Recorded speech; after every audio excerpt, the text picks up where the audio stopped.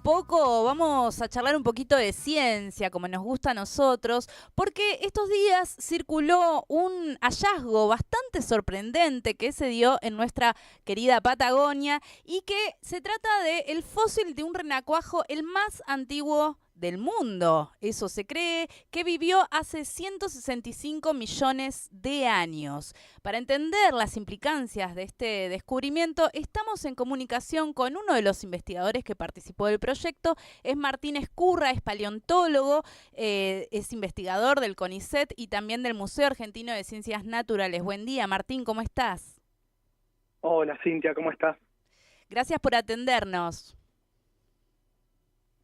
No, gracias a ustedes por el interés en la investigación que publicamos. Bueno, en principio, contanos cómo fue este hallazgo. Bueno, el hallazgo fue en 2020, fue una campaña paleontológica organizada en conjunto por el Museo Argentino de Ciencias Naturales y el Instituto de Paleovertebrados de Beijing, China. Porque en realidad el objetivo de esta campaña era buscar fósiles de dinosaurios emplumados, que en China son muy conocidos, pero acá en Argentina no. Y entonces se decidió ir a un lugar que hay rocas que afloran de una antigüedad de 165 millones de años, que es el periodo Jurásico, y que preservaba ranas con un estado excepcional, preservando músculos, preservando esqueletos completos, piel, y se esperaba poder encontrar dinosaurios emplumados. Bueno, finalmente no sucedió, no fue el caso, sino que se siguieron encontrando ranas que ya se conocían desde los años 60, pero por primera vez se encontró un renacuajo, el cual no era conocido para estas ranas de esta antigüedad, y a su vez los renacuajos más antiguos que se conocían eran 60 millones de años más jóvenes de lo que era este renacuajo que se encontró en 2020. Ujú. ¿Y cómo determinan que es el más antiguo del mundo? Bueno, eso se determina mediante la datación de las rocas que contienen los fósiles. En las rocas, bueno, hay diferentes elementos y particularmente en rocas formadas por aporte de elementos volcánicos, hay unos cristales muy pequeños que se llaman zircones. Esos zircones tienen elementos radiactivos que se generan en la cámara magmática de los volcanes, los cuales tardan mucho tiempo en descomponerse. Ujú. Entonces, midiendo cuánto se descompuso cada elemento, haciéndole la relación entre sí, se saca la antigüedad de formación de estos cristales que se llaman zircones y a su vez de la antigüedad de la roca. Ujú. Y ahora, ¿qué nos permite este tipo de hallazgo así tan antiguo? ¿Qué nos permite saber? ¿Cuáles son los avances que se desprenden? Bueno, el origen de los renacuajos era todo un enigma. Las ranas y sapos son los únicos vertebrados que tienen un ciclo de vida, o sea, una historia de vida completamente bifásico.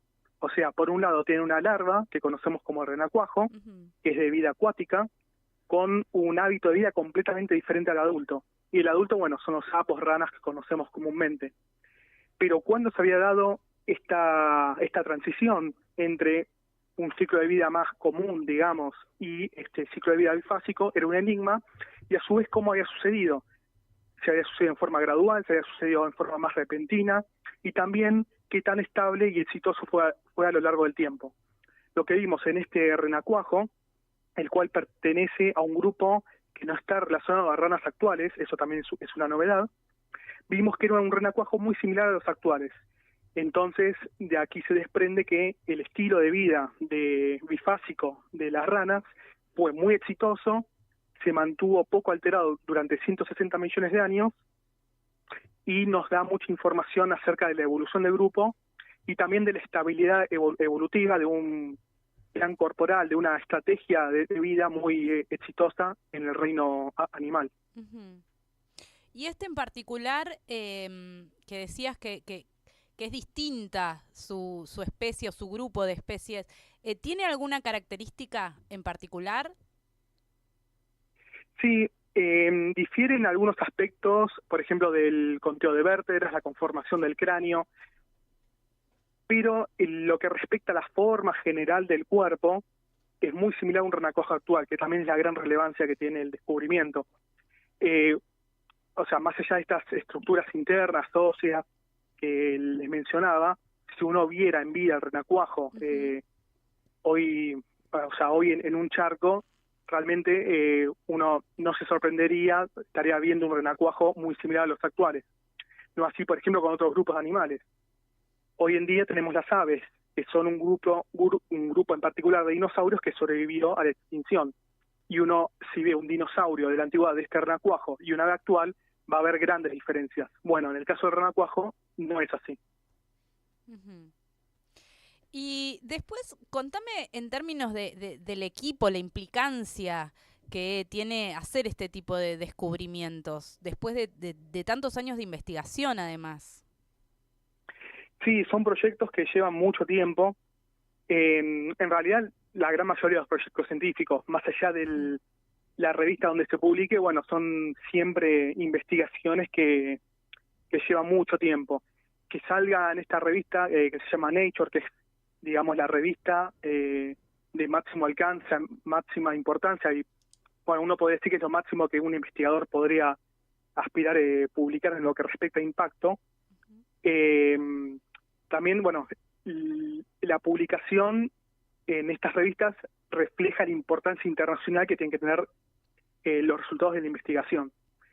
Entonces, bueno, hay que usar muchos recursos. En este caso, bueno, nos juntamos con el Instituto de Paleovertebrados de China, y realmente, bueno, más allá de las implicancias evolutivas que tiene el descubrimiento, también posiciona a las el nivel importante, y en particular la paleontología de vertebrados ya de hace décadas que viene siendo una de las más importantes en el mundo. Por ejemplo, en lo que respecta a la producción de trabajos científicos, Argentina se encuentra en el 5º puesto a nivel mundial, y por ejemplo, dentro de los 10 trabajos más citados, o sea, más relevantes para la comunidad paleontológica en los últimos 10 años, 5 de esos 10 trabajos son de argentinos y los 2 primeros son de autores argentinos. Wow, eso sí que es poco, tiene poca trascendencia y es muy importante lo que estás contando, Martín. Sí, la verdad que sí, porque muchas veces la gente se piensa, bueno, vamos al campo, encontramos los huesos, los limpiamos, los ponemos en un museo. Pero bueno, eso es una pequeña parte de toda la investigación que hacemos. Y también, más allá de ver los esqueletos montados o reconstrucciones, algunas notas de divulgación en los medios, lo que es la parte científica pura, Argentina realmente es uno de los líderes a nivel mundial. Qué orgullo, la verdad, qué orgullo. Esperemos que esto se pueda preservar. No sé exactamente cómo vienen las investigaciones actuales dentro del museo en particular. Sí, o sea, el museo es parte de CONICET y, bueno, depende del financiamiento de CONICET, el cual lamentablemente gran parte de este financiamiento venía de la mano de la Agencia de Promoción Científica y Tecnológica, la cual daba subsidios por medio de préstamos del Banco Interamericano de Desarrollo. Bueno, estos subsidios se suspendieron totalmente, así que ahora básicamente en lo que respecta a nivel nacional no tenemos ningún tipo de financiamiento. Y bueno, esto lo que hace es que se tengan que suspender muchas líneas de investigación, cancelar directamente proyectos, y también lo que viene pasando mucho y que lo estoy viendo con muchos colegas es que bueno, están decidiendo irse afuera del país. La conocida fuga de cerebros. Claro, sí, totalmente. Martín, ¿por qué es importante que haya una inversión estatal en ciencia y técnica? Porque se puede planificar a largo plazo. Si uno planifica siguiendo el mercado, como algunas personas proponen, el mercado responde en el presente. O sea, frente a fluctuaciones del mercado y necesidades del mercado, bueno, si la línea de investigación va respondiendo a eso, se van a llevar a cabo líneas de investigación y respuestas a esas necesidades en el muy corto plazo. Pero hay investigaciones que son muy necesarias que tienen que apuntar a largo plazo. Por ejemplo, en el caso de la pandemia de COVID, imagínate que si el mercado necesitaba, generar vacunas en ese momento para responder a la pandemia, había que empezar desde cero, se iban a llevar décadas posiblemente en desarrollar una vacuna. Pero ya se venían trabajando con otras vacunas similares, con tecnología que se aplicó para la vacuna del COVID, y toda esa investigación es de largo plazo.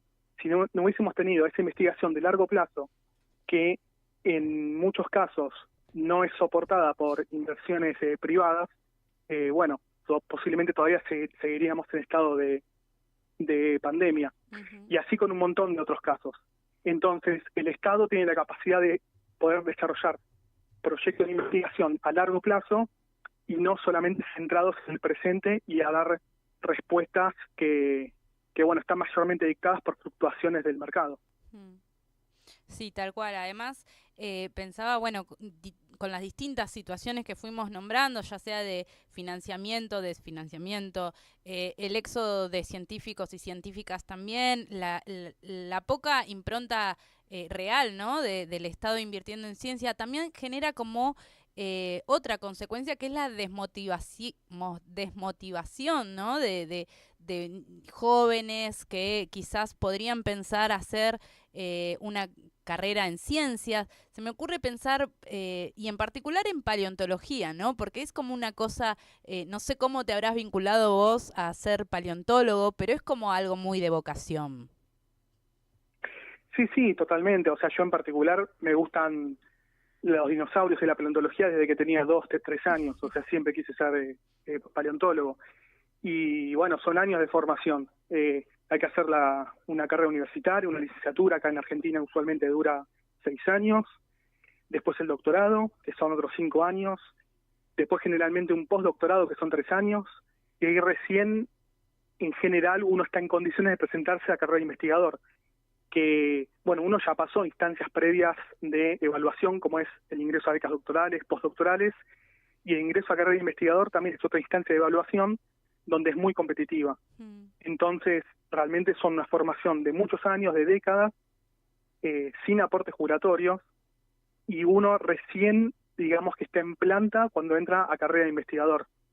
Eh, entonces, son muchos años de formación, muchos años de trabajo, de esfuerzo, y frente a estas desmotivaciones que están dando hoy en día, también tiene sentido que haya menor cantidad de gente que quiera dedicarse a carreras científicas. Mm. Sí, la verdad, una pena en realidad, ¿no? Porque sabemos que gran parte del futuro depende del conocimiento científico y tecnológico. Sí, totalmente. Además, en el caso, por ejemplo, de la paleontología, las implicancias o tanto económicas como sociales que dan son múltiples, pero algo, por ejemplo, que se puede mencionar redituable en el corto plazo es que el turismo geopaleontológico es realmente muy relevante para muchas economías regionales. Por ejemplo, yo trabajo más que todo en el origen de dinosaurios. Este proyecto de Renacuajo fue algo más paralelo. Y trabajando en el origen de dinosaurios, trabajo mucho en lo que es la zona del Parque Talampaya en la provincia de La Rioja. Cerca de ese parque hay una ciudad que se llama Villa Unión, y en los últimos 15 años ha crecido muchísimo gracias al turismo geopaleontológico. Y la información utilizada para generar este turismo geopaleontológico, en gran parte es la paleontología, los nuevos descubrimientos, nuevas especies, y realmente para lo que es la región es un gran sustento económico. Y pasa esto en La Rioja, en San Juan, en Patagonia. Entonces realmente es también una fuente de trabajo y de divisas, porque también hay mucho turismo internacional. Tal cual. Y sí, el aprovechamiento de la riqueza de nuestro país también, ¿no? Porque como mencionabas, y en general, uno que más o menos va leyendo las noticias y las investigaciones, en general siempre están saliendo descubrimientos de nuevas cosas que han quedado en nuestro país. Sí, totalmente. Y de toda índole, o sea, desde bacterias, insectos, hasta dinosaurios, mamíferos.